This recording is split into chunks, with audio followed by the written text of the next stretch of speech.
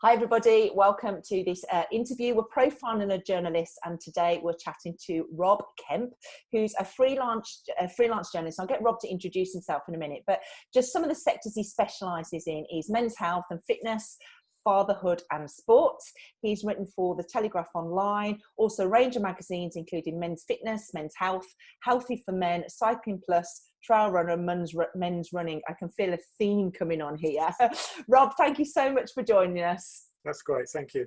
So how long have you been doing journalism then? I qualified from London College of Printing in '91. So it's coming up for, what's that, 29 years almost, yeah. So, I started out from there. I was working weekends for a football reporting agency in London, just learning the ropes. And I kind of worked my way into magazines and further down the line went freelance. I write for various publications in the UK and stuff that's syndicated in Australia and the US as well.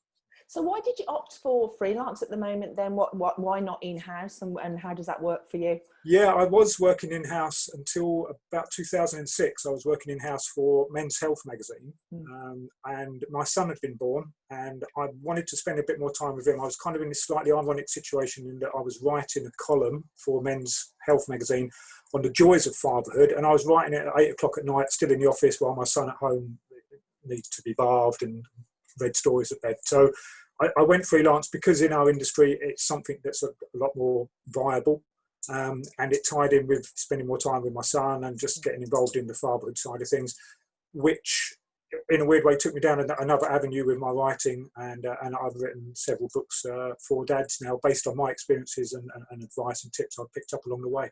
Fantastic. So in terms of, you've kind of gone right round. I mean, I've worked in the media, like the same 25 years and seen all the changes, and it has changed a lot, hasn't it? We've still got the traditional PR and the media outlets and then now the digital media side.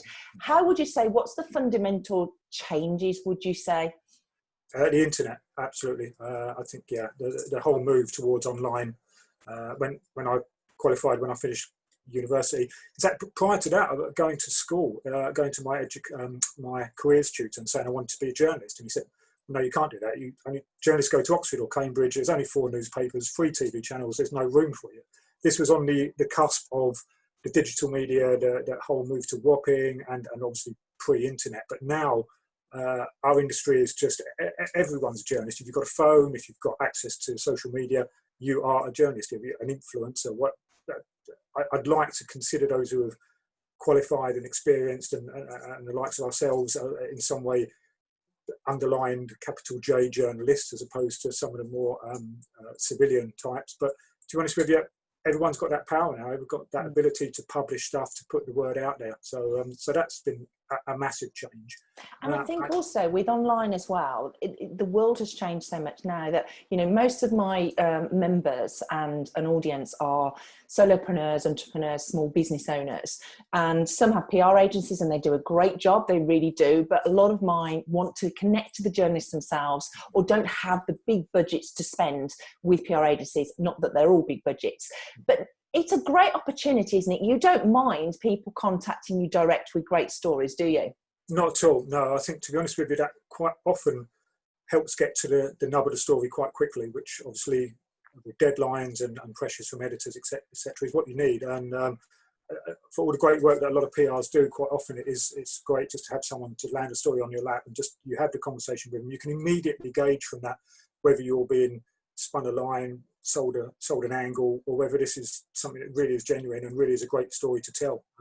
Certainly in my writing for Men's Health and Men's Fitness magazines and in the fitness industry generally, you've got quite often it's bolt-on entrepreneurs, people starting up new businesses, or it's case study people who have been through some major health or fitness transition.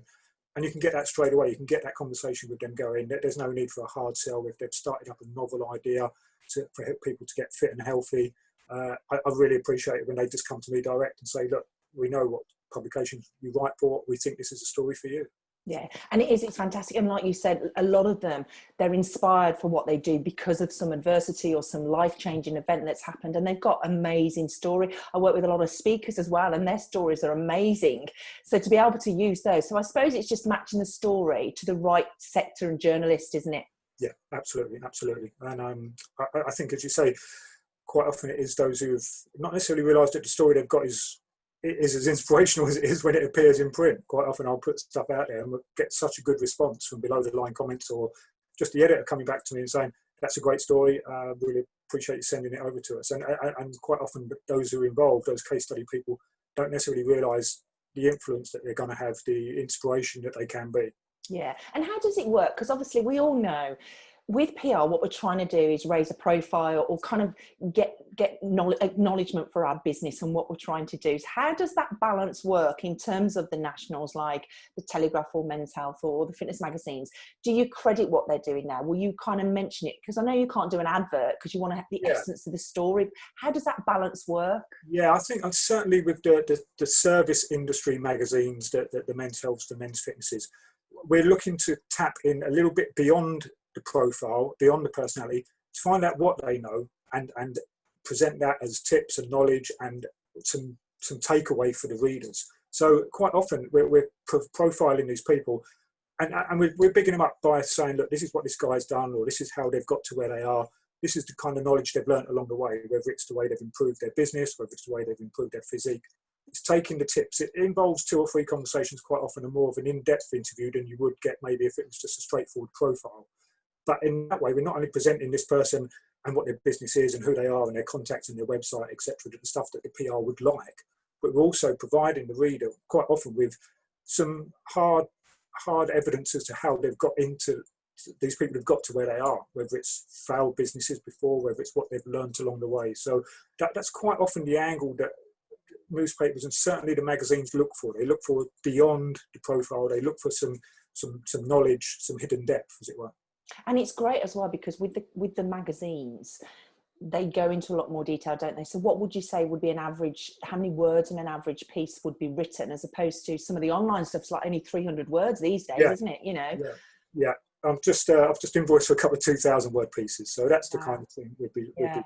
And you can really get into knowing somebody. And have you seen over the years, if you don't mind sharing, the change it's made? Do you ever follow up like the change it's made for that person, the impact it's had on them and their business? Yeah, absolutely. I've been quite fortunate since my men's health days. I've been doing a lot of Q&As with men and women who have transformed their lives through health and fitness, and quite often I've revisited them further down the line just to see how they're going, or just to remind them of the piece we did, or quite often, which is nice, I'll get the odd message from them and updated photos as well.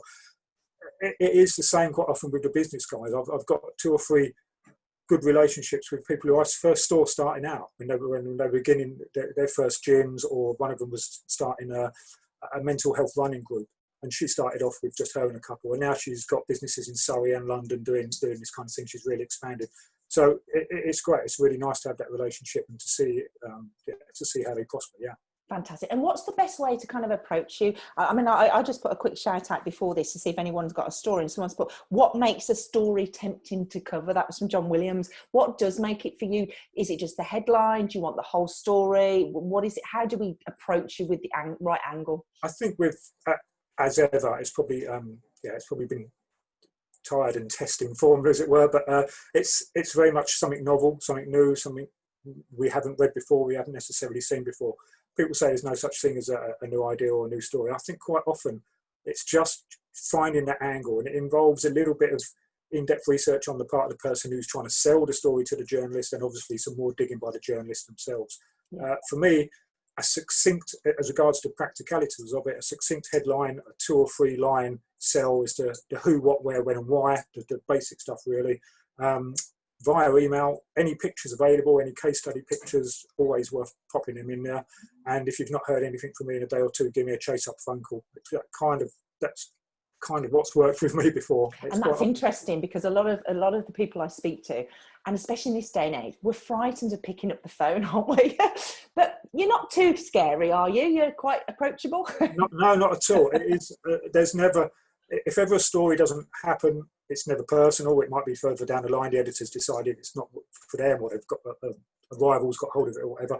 And equally, if I've not got back to you, it's not because I don't want to. It is just because, for whatever reason, I've not had the time to fit it in. But no, I think you're right. When we were talking earlier about how the industry's changed, and part of my job was was plugging in telephones for journalists, and I was phoning back their copy and this kind of thing. You talk to someone about this now and they haven't got a clue what you're on about. The idea of kind of phoning over copy. So yeah, certainly using the phone is something we're not using as much these days. But and it's probably an advantage because you journalists probably don't get the calls like you used to, because we all tend to feel safer with emails. I mean, I had a member that wanted to be in the, I think it was Independent or it was the Times, that was it.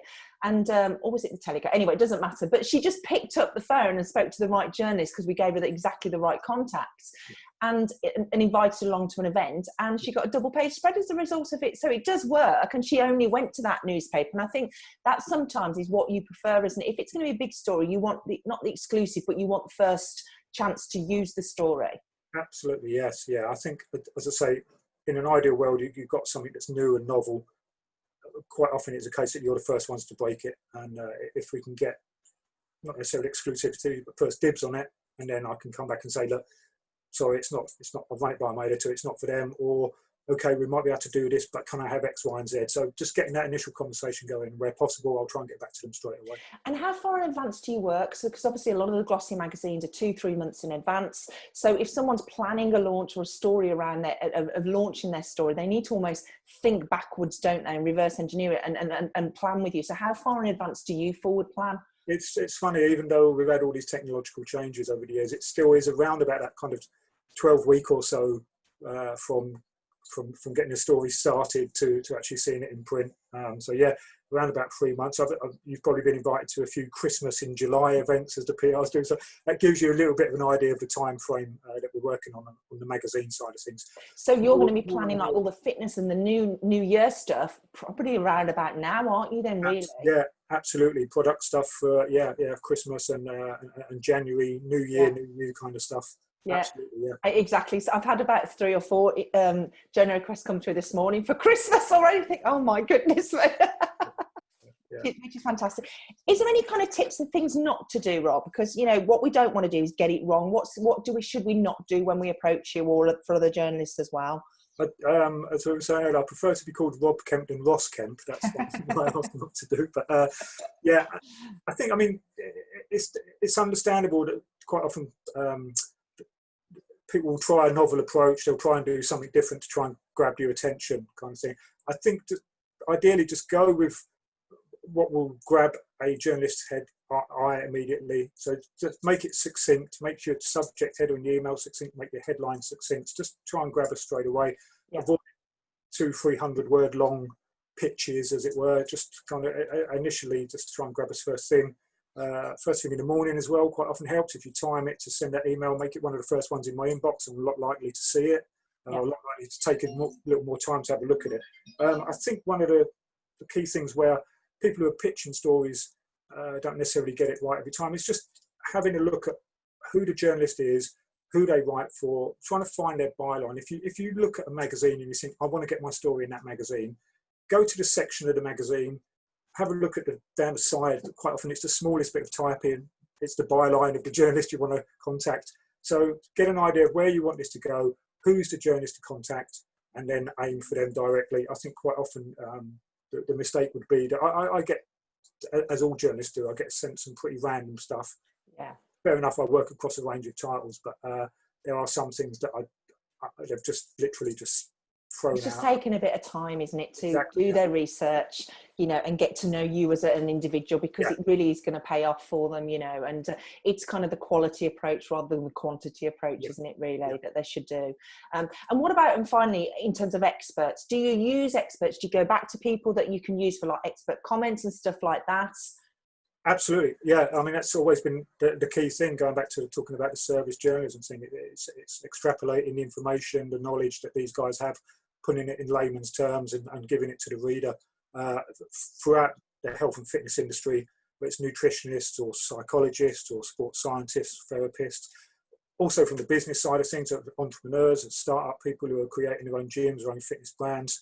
They've got a good story to tell, they've got a little bit of insight, a little bit of knowledge to pass on to the reader. So experts all the time where possible, just quite often to underline what another case study in the story might be telling us. If we're talking to a personal trainer about a particular fitness routine, it's quite often we'll try and look for studies to underline that, or else speak to fitness experts who can guarantee that, yeah, that's a sound move, you should be doing that kind of thing. So yes, experts wherever possible. And just in terms of, just out of curiosity, actually, and I've never asked this question before, because you kind of specialise in men's health and fitness magazines, you tend to just interview men, or is, you know, and do women just interview the women's magazine, just women? What is, yeah, do you? Yeah, it's a very good point. I do get to speak to female athletes and female experts quite regularly for the pieces I do. With some of the magazines like Trail Running and that, it's not gender specific, so I quite often will interview female athletes. In Outdoor Fitness magazine, I was interviewing a lot of female athletes, female specialists.